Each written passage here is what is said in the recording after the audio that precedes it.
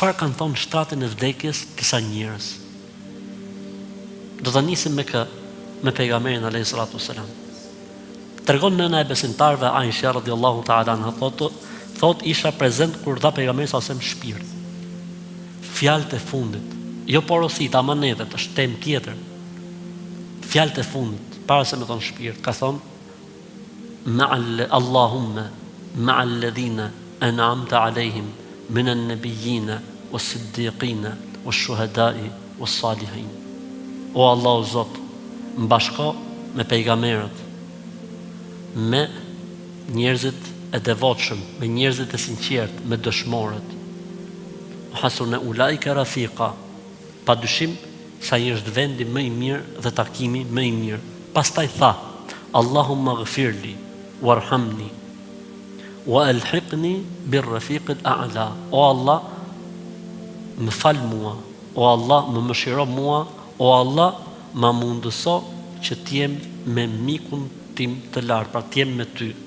Pastaj tha, Allahumma ar-rafiq al-a'la, Allahumma ar-rafiq al-a'la, Allahumma ar-rafiq al-a'la. O Allah o Zot, me ty lart, o Allah o Zot me ty lart, o Allah o Zot me ty lart, dhe ju këput koka në prerin tim.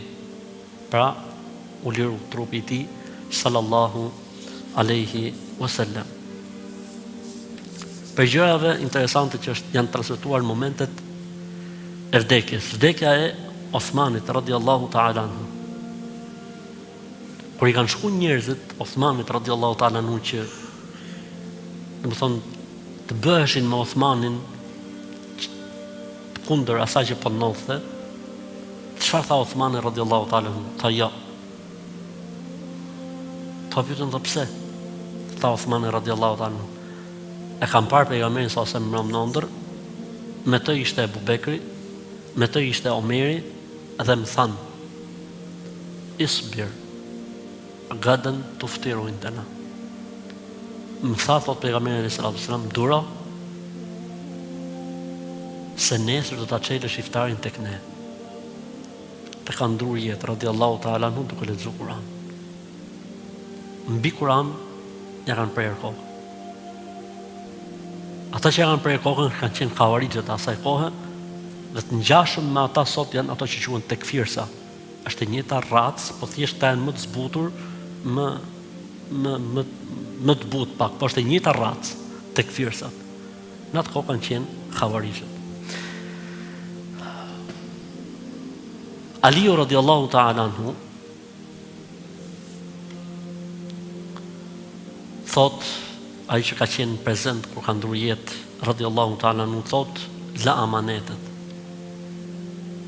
Pastaj filloi të thoshte la ilaha illallah, la ilaha illallah, derisa ndroi jetë dhe shpirt, radhiyallahu ta'ala. Sa'd ibn Abi Waqqas thot, i thot gocës vet para vdekjes, ma sill, thot, gjyben që kam qef në filan vend.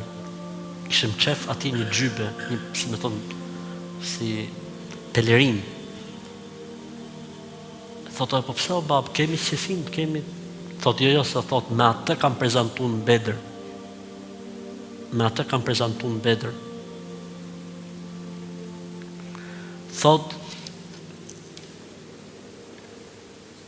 Muadh ibn Jabal, në momentet e fundit të vdekjes, ka thënë, o Allah o Zoti im, ti e di që këtë botë nuk e deshta as për kopshta, as për lumenj, dhe as për gjë, vetëm për 3 gjona e kam desht. E kam desht që t'i thyj gjujt në ato vende ku jepet dituri, e kam desht që ta gjëroj në ditët e nxehta të verës, dhe e kam desht që ta kaloj natën e dimrit në adhurim. Pastaj ka thënë, marhaban, mirë se erdhe, zairun mughayyib, vizitor i fshehur, habib i dashur, erdhi mas një kohë të gjatë, dhe ka dhënë shpirt, radhiyallahu ta'ala anhu. Imam Shafiu, do të thonë disa se mund të gjesh shumë, po që i kam shkëputur. Imam Shafiu e pyetën atë ditë mëngjes dhe i thanë, si je? a ishte mëngjesi I fundit I jetës tij. Tha, azbahtu min ad-dunya rahila, wa li ikhwani mufariqa, wa li ka'si al-maniyati shariba. Tha, kam ngri thot e do t'ikim nga kjo botë, me vëllezërit do të ndahem dhe do të pi gotën e vdekjes. Wa ala Allahi warida, e para Zotit do të paraqitem. Wa li su'i amali mulaqia, e do të takohem pastaj me çfarë kam bërë në jetën e kësaj bote. E kanë pyetur Khalifin Abdullah ibn Marwanin dhe I ka thënë: o prisi besimtarve, si po të vjen vdekja? Ka pas njerëz të mençëm. Tha, laqad ji'tumuna furada kama khalaqnakum awwala marra. Kënoj një ajet kuranor ku Zoti thot, na erdhët fillikat e vetëm, siç u kemi krijuar herën e parë. Kur po jepte shpirt Bilali radhiyallahu ta'ala anhu, tha, ose gruaja ose goca e tij, ah mirë për ne. Tha, mos thoni mirë për ju, po thoni lum për mu, për veten e tij, sepse sot do të takoj të dashurit e mi, Muhammedin sallallahu alaihi wasallam dhe shokët e tij.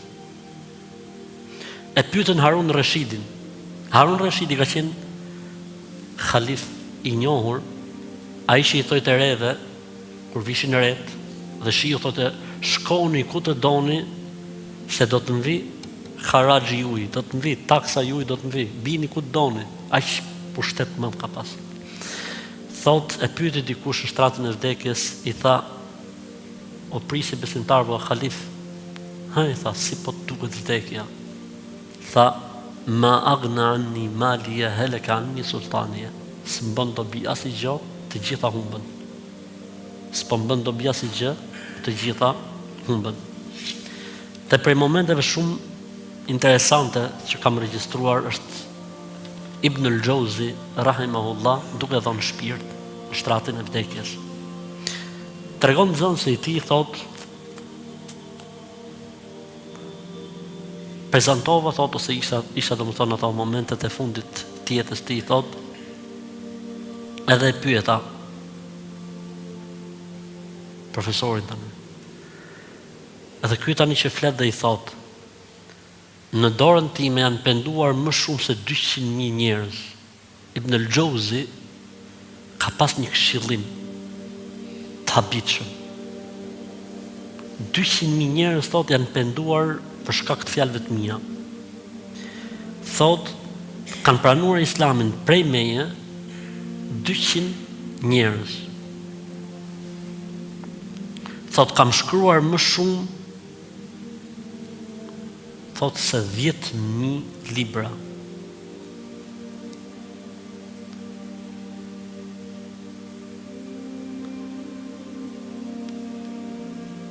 Njëherë, thot, thot, kanë qenë njëherë, thot, me gjlisin tim, thot, 10.000 njerëz, 10.000 njerëz. Dhe gjithë se cili për tyre, thot, ose ju kishte zbut zemra, ose po qante.